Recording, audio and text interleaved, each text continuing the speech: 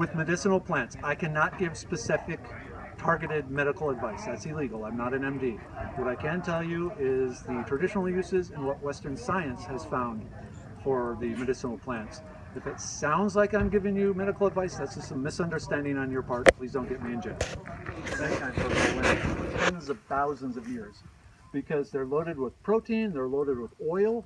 Oil is calories, calories is life. And so it was a great source of calories.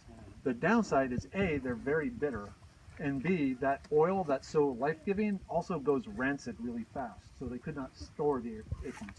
But let's talk about the bitterness first. If you crack this open, I don't know if it came in up here. If you crack this open, if you crack this open, interactive class, you'll see inside there's this nut meat.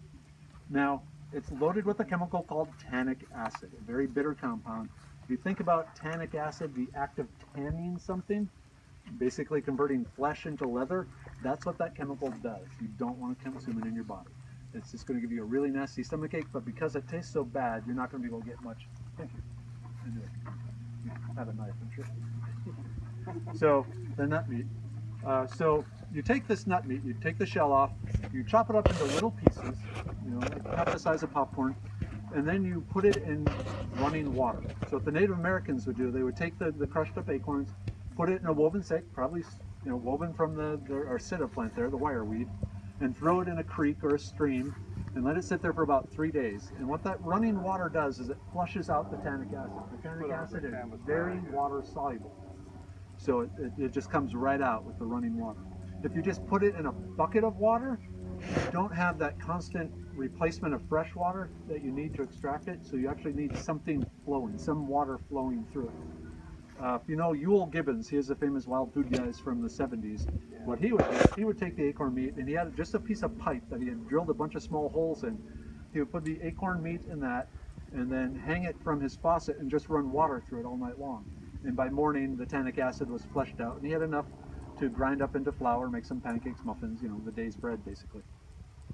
That uses a lot of water, especially a few years ago when Texas was under the drought conditions. That was not a real good use of water. What the really super environmentally friendly people do is they take up the crushed acorns and put it in some sort of cloth bag and hang it in the tank of their toilet. And then every time you flush, you get fresh water coming over it. That's not what I do. I'll tell you right. I haven't even tried. It's like, you're nuts. You're nuts. Just a tank, man. So what I used to do was use Mr. Coffee. So you just crush up the acorns and you just put them in the coffee filter and you just run several, like you're making coffee, you just run it through several times. Now one thing, if you're doing that, you want to have some hot water ready to go. As soon as you got one blast of hot water through it, you want to immediately follow it with another hot water. Because if the nuts cool, they have a tendency to shrink down some, and then it's harder to get the rest of the tannic acid out. So you want them swollen and hot and expanded, and you get the best results. The first couple of flushes will look very dark. They'll look like coffee. Word of warning, don't use those big industrial coffee pots at work, especially not the one next to your boss's office. But anyway, so you want to throw out the first couple of washes. Once the water starts being colorless, just taste a little, either taste a bit of the water or taste a bit of the nut. Let it cool first, don't do boiling water. Trust me. You know why there's warning labels on stuff? Because there's some people out there that don't have comments. Anyway, side note. So let it cool, taste it. If the water or the nut no longer has any bitterness, you're good to go. If it still has some bitterness, just flush a few more times. Now you have the tannic acid flushed out. So you have this chunks of acorn meat. At that point, you can just eat it as is. It's kind of bland. If you've ever had just a raw peanut, not roasted or anything, or even a boiled peanut, it kind of tastes like that. So if you toast it for a bit, I'll just either put it in a wok and stir it around so it just gets a little brown, or lay it on a cookie sheet, depending on what's going on, 400 degrees, just a few minutes, just to toast it. Then the flavor improves. Then it's really good just eating that way. At that point, you can just eat it as is. You can boil it into a porridge, so just a boiled mush, and just tell yourself you're eating multi-meal. It's not quite multi-meal, but you can tell yourself it's actually pretty good flavor. You can grind it into a flour and use it to make like flatbreads, muffins. The flour will be gluten-free. It won't have the gluten in it that you get from wheat. So you can't make the big puffy bread, but you can make pancakes and tortillas and non-puffy things that way. It also makes a really good coating if you want to fry food. The flavor, if you've ever had fresh ground red winter wheat, it kind of tastes like that. It has a really good flavor. It has kind of this nutty flavor to it. It's a really good flour. You can also make a coffee out of it, where you roast the chunks a little bit darker, and then you put it in your coffee maker and make coffee. But I haven't found that to be very effective. Basically, you get this. Don't bother. People will tell you to do that in the books, but my experience is there are other things that make better coffee than the acorns. But usually I'll just grind it up in the flour. I mentioned how I have that jar of seeds. When I'm grinding the flour thing, I'll throw these in there. We got an actual grain mill type thing for grinding. It's going to be really bitter, and you're going to end up with a stomach ache. I know it's bitter. As kids, we used to just eat them and see who could eat the most. Your childhood was very similar to mine. There are some. Okay, so this is a red oak. The white oak, those acorns usually have less tannic acid than the red oak. The thing with the white oak is they only produce acorns every other year.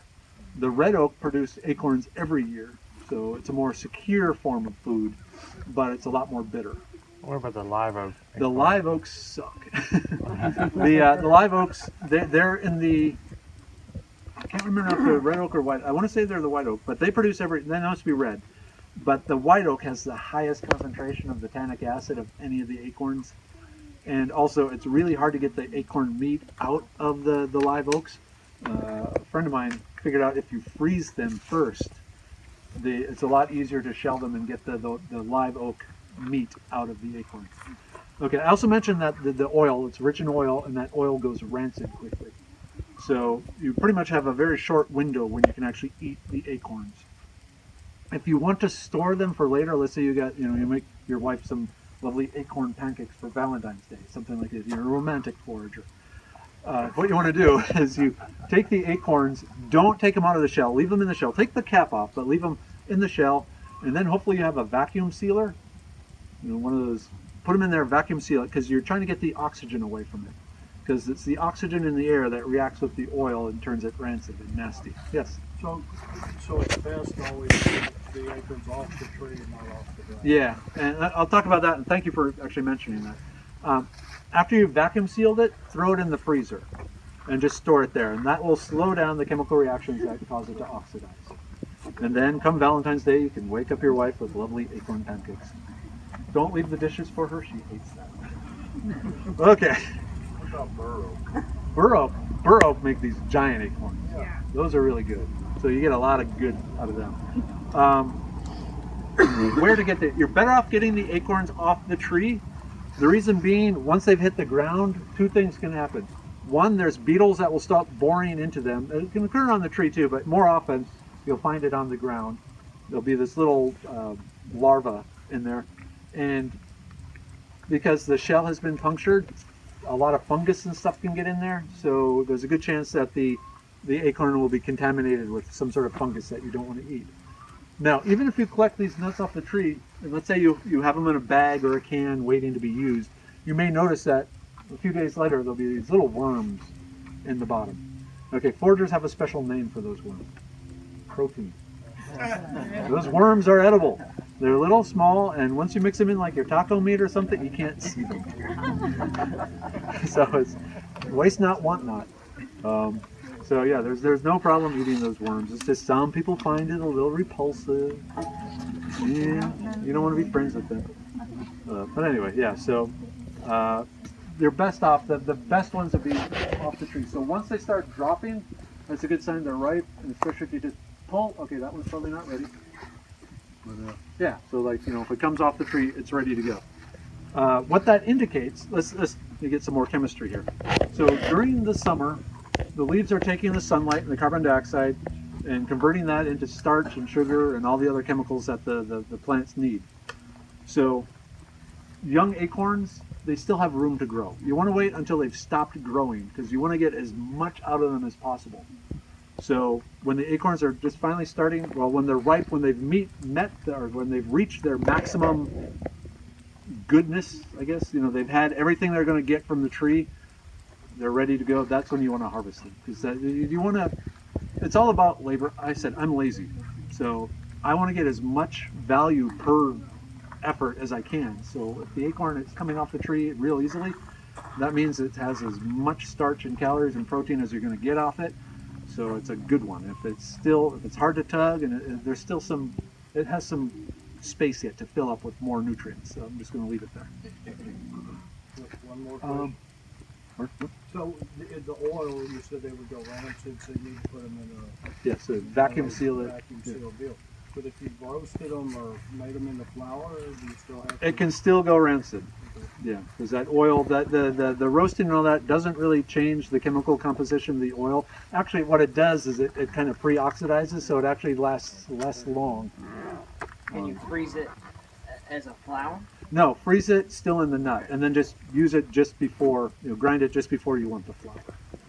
But even doing that, after about 6 months in the freezer, even vacuum sealed, there's going to be a taste that you'll notice. It's just like kind of a spoiled butter sort of flavor. Better off just to eat it when it's And that's what the Native time to Americans eat do. them. Just put things in perspective. Now, I'm looking, and I don't see on this tree. Occasionally, you'll see in an oak tree what looks like a round wooden ball on it. Sometimes people call them oak apples, but they look just like a round wooden ball on the oak tree. What that is, it's the home of the oak gall.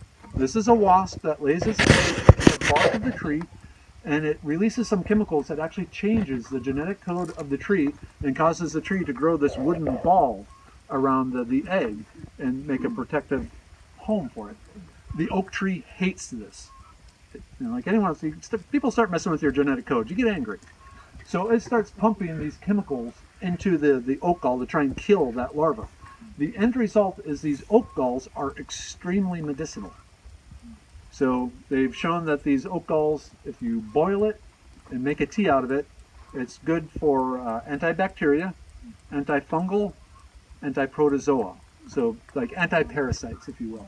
You can use it externally to wash out wounds, or you can drink it to, if you have a beaver fever, you got some bad water, you got a stomach full of protozoa now, you can use it to kill that. If you go to the Renaissance Festival, there's a stand over by, I want to say it's over by the Birds of Prey stage, but they sell inks, like medieval inks, and most of them are based off oak galls, because they've also found that the chemicals in oak galls, when combined with vinegar and iron, make a very long-lasting and permanent ink. The downside is this ink is it's partially vinegar, so it will, over time, dissolve your page. But if you ever look up oak gall ink, there's craft things. People will make oak gall ink to sell it. Here's another idea to sell to people. You can make, go to the Renaissance Festival, undercut the people with the oak gall ink, and just say, "Psst, ink." You get a little squid emblem. That would be cool. Anyway, so yeah, but the main thing is medicinal. So you chop up the oak gall, boil it, make a tea out of it, drink it. If you have an internal issue, use it as a body wash. Like I said, it's antifungal, so you can use it on your feet, other areas there you might have some fungal issues. Use it as a wash there. Boy Scouts, if you're out in the woods, day 3, you haven't showered in a couple of days, you find some oak galls, you make a body wash out of it. It doesn't smell like Axe. That'd be cool. Anyway, that's why I don't sleep much, but you can use it as just a cleaning agent. How much water to how much gall, and how long do you boil think it? about a handful of galls to about a quart of water. And how long do you boil it?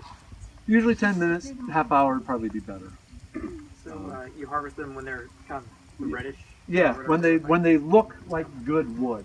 Later on, after the larva has drilled its way out and so forth, the oak will remain on the tree, but it'll turn black and get fungusy and not good. When it looks like a nice, like a wooden ball that you would buy at Hobby Lobby or Lowe's or something, excuse me, that's what you want. Let's go over there.